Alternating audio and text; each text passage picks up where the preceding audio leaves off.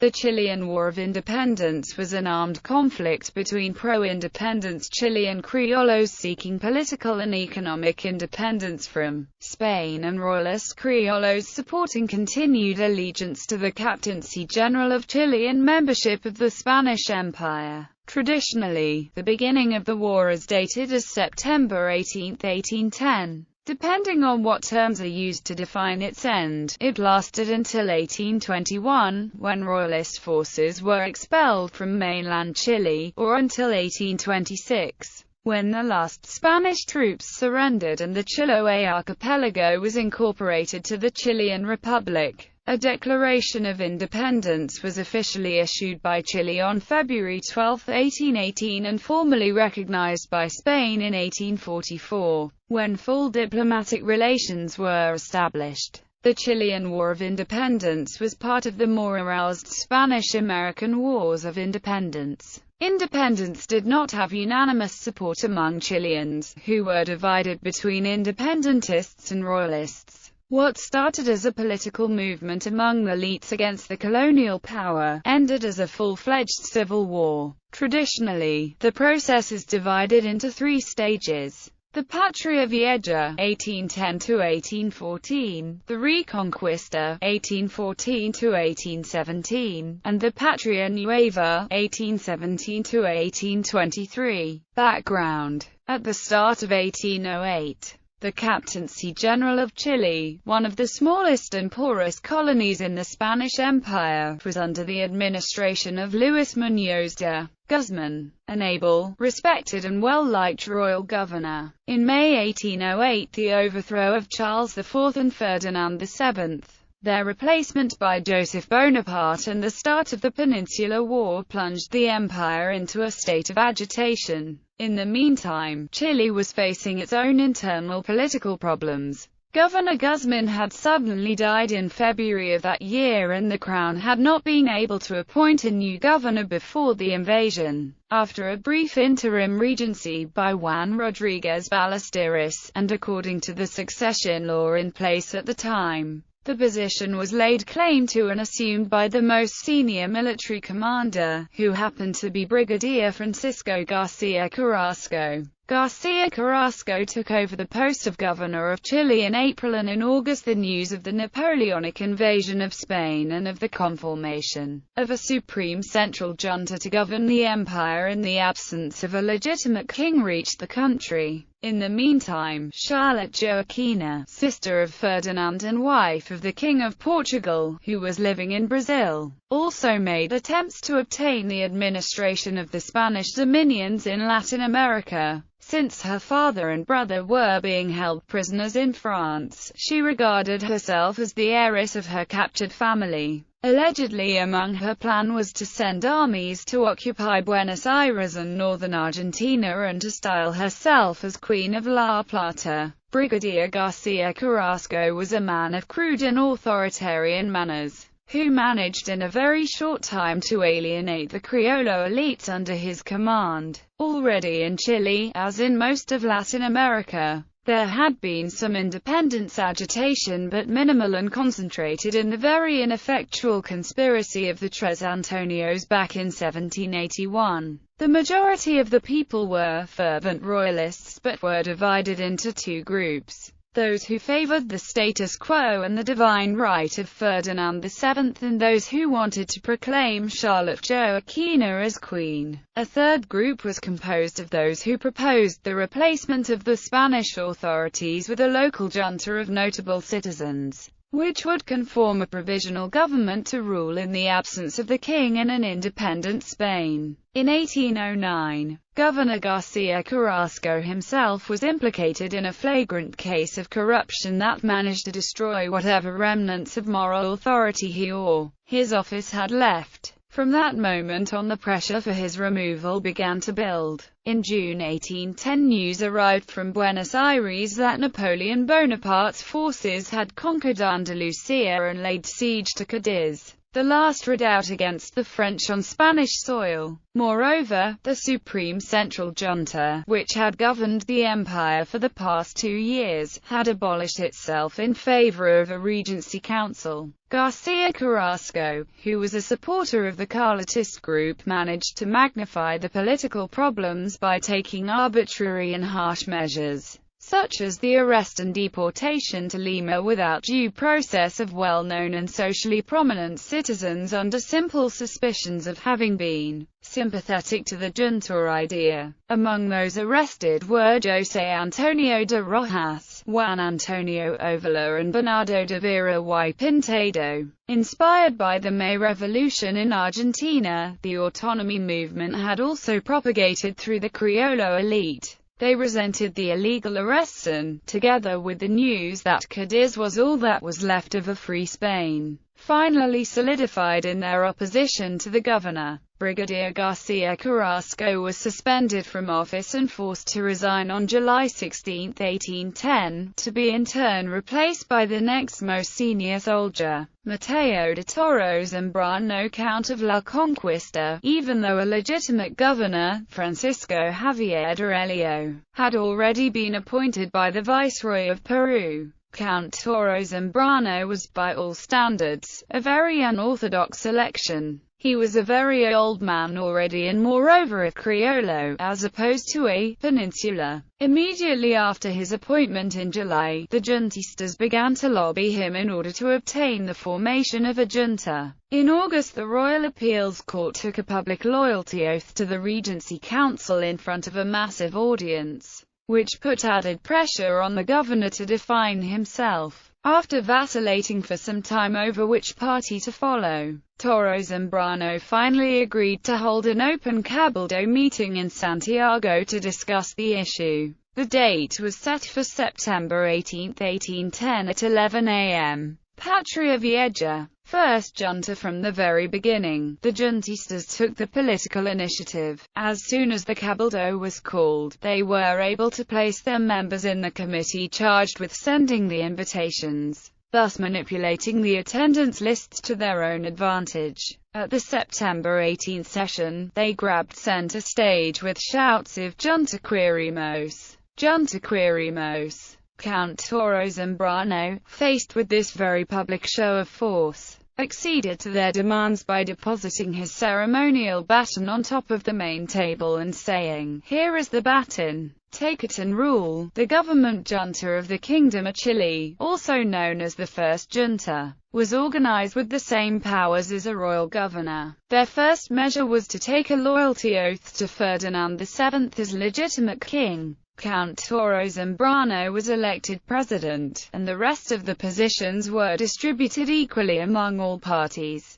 But the real power was left in the hands of the secretary, Juan Martínez de Rosas. The junta then proceeded to take some concrete measures that had been long-held aspirations of the colonials. It created a militia for the defense of the kingdom, decreed freedom of trade with all nations that were allied to Spain or neutrals, a unique tariff of 134% for all imports, and in order to increase its representativity, ordered the convocation of a national congress. Immediately, political intrigue began amongst the ruling elite, with news of the political turbulence and wars of Europe all the while coming in. It was eventually decided that elections for the National Congress, to be composed of 42 representatives, would be held in 1811. Three political tendencies were starting to appear: the extremists, the moderates and the royalists. These groups were all decidedly against independence from Spain and differentiated themselves only in the degree of political autonomy that they sought.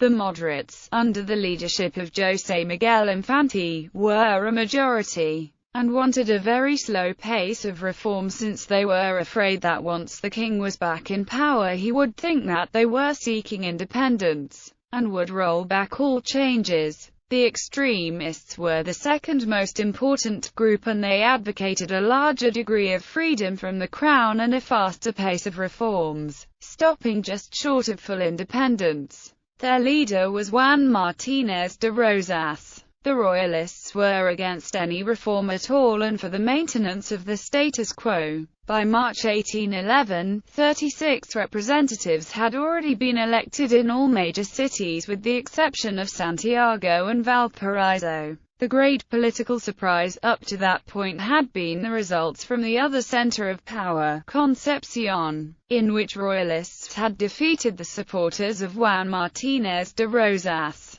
In the rest of Chile, the results were more or less equally divided: 12 pro-Rosas delegates, 14 anti-Rosas and 3 Royalists. So, the Santiago elections were the key to Rosas' desire to remain in power. This election was supposed to take place on April 10, but before they could be called, the Figueroa Mutiny broke out.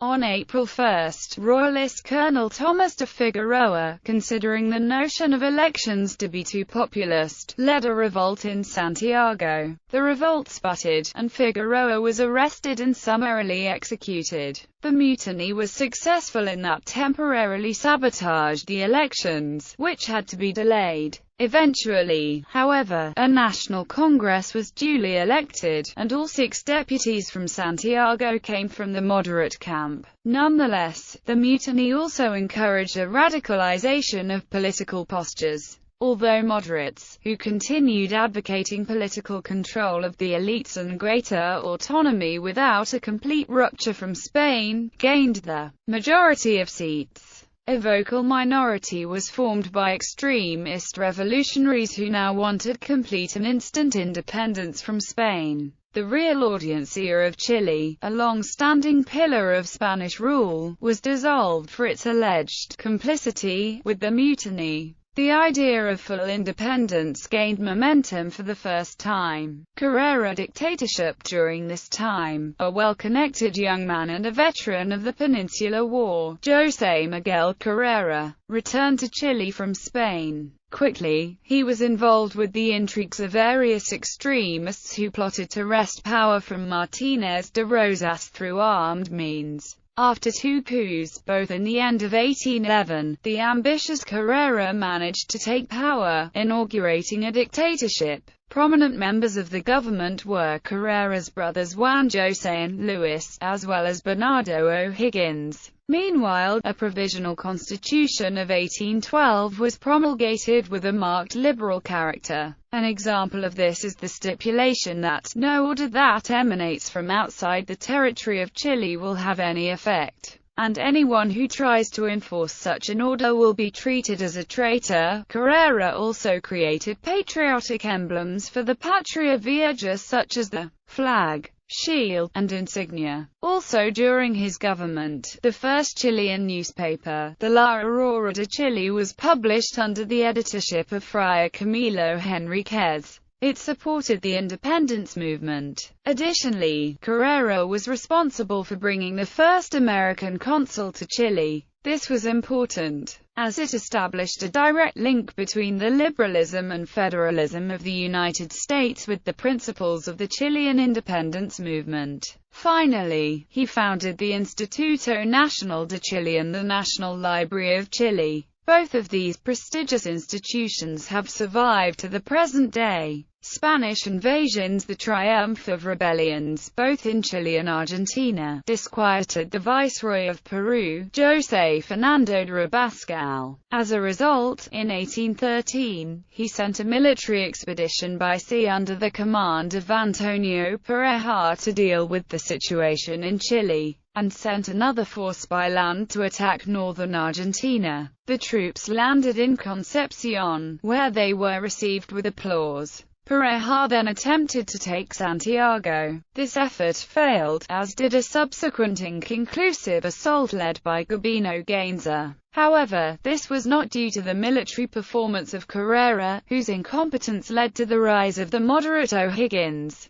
who eventually took supreme control of the pro-independence forces. Harassed on all sides, Carrera resigned, in what is commonly taken to mark the beginning of the period of the Reconquista. After the attempt by Gainza, the two sides had signed the Treaty of Lakay on May 14, nominally bringing peace but effectively only providing a breathing space. Abascal had no intention of honoring the treaty, and that very year sent a much more decisive force southwards, under the command of Mariano Osorio. The Royalist force landed and moved to Chillán, demanding complete surrender. O'Higgins wanted to defend the city of Rancagua, while Carrera wanted to make the stand at the pass of Angostura, a more felicitous defensive position but also closer to Santiago. Because of the disagreements and resulting lack of coordination, the independence forces were divided, and O'Higgins was obliged to meet the Royalists at Rancagua without reinforcements.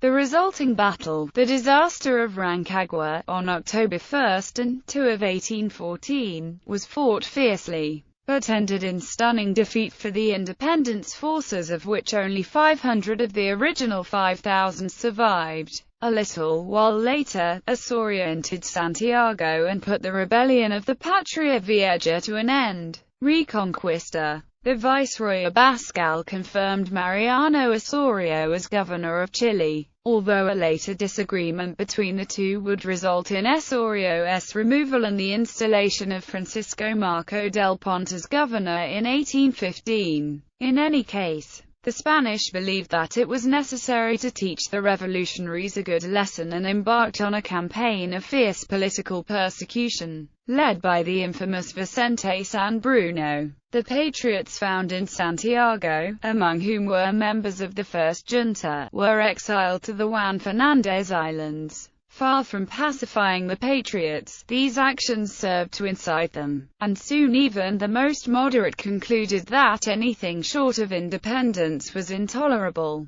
A large group of patriots decided to flee to Mendoza, an Andean province of the newly independent Argentina. At the time, the governor of this province was José de San Martín, a leader of the Argentine independence movement who would become regarded as the Simón Bolívar of the southern part of Spanish South America. Upon the arrival of the exiles, San Martín immediately began to favor O'Higgins. Carrera's influence began to fade and ended finally when he was executed by firing squad in 1821. While San Martín and O'Higgins organized an army to recross the Andes and recapture Santiago, they charged the lawyer Manuel Rodriguez with the task of mounting a guerrilla campaign. The goals of the campaign were to keep the Spanish forces off balance, ridicule San Bruno, and generally bolster the morale of the patriots. Through his subsequent daring exploits, Rodriguez became a romantic hero of the revolution. In one of his more celebrated actions, he disguised himself as a beggar and succeeded in obtaining arms from Governor Marco del Ponte himself, who by that time had put a price on Rodriguez's head.